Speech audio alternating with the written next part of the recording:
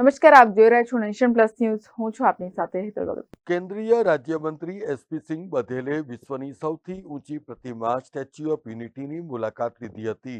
કેન્દ્રીય રાજ્યમંત્રીએ જણાવ્યું હતું કે સરદાર સાહેબ જેવા વ્યક્તિઓ જન્મ નથી લેતા, પરંતુ ભારત માતાની ગુલામીની જંજીરોમાંથી મુક્તિ માટે અવતરિત થાય છે. કેન્દ્ર સરકારના મત્સ્ય ઉદ્યોગ, પશુપાલન અને ડેરી ઉદ્યોગ વિભાગના રાજ્યમંત્રી એસપી સિંહ બધેલ નર્મદા જિલ્લાની મુલાકાતે આવ્યા હતા, જ્યાં તેમણે સ્ટેચ્યુ ઓફ યુનિટીની મુલાકાત લઈને શ્રેષ્ઠ પ્રવાસન સ્થળોની પ્રશંસા પણ કરી હતી.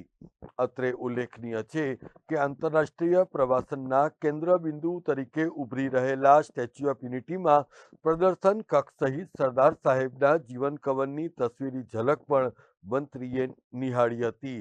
આ મુલાકાત દરમિયાન ગાઈડ દ્વારા મંત્રીને સ્ટેચ્યુ ઓફ યુનિટીના નિર્માણ અને તેની પ્રોજેક્ટની વિશેષતાઓ અંગેની માહિતીથી વાકેફ કર્યા હતા.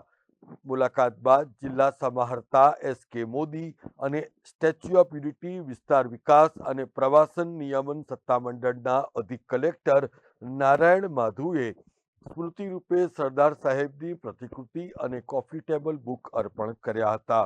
એકતાનગર ખાતે આવેલા વિવિધ પ્રકલ્પો પૈકી જંગલ સફારી પાર્ક અને સરદાર સરોવર નર્મદા ડેમની પણ મંત્રીએ મુલાકાત લઈને ઝીણવટપૂર્વક માહિતી મેળવી હતી. सौभाग्य है कि आज विश्व की सबसे बड़ी स्टेचू जो गुजरात सरकार मोदी जी के प्रेरणा से निर्मित हुई है के दर्शन करने का अवसर प्राप्त हुआ।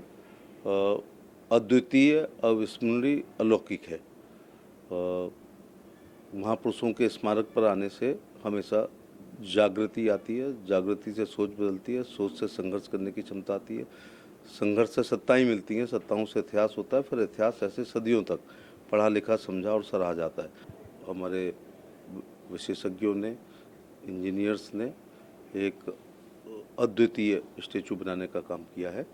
मैं प्रधानमंत्री जी का भी आभार प्रकट करना चाहूँगा कि उन्होंने विश्व की सबसे बड़ी स्टेचू बना करके हम सब के लिए हमेशा के लिए प्रेरणा स्थल भी बना दिया है। Jyoti Jagtap, nation plus news, Rajpipla.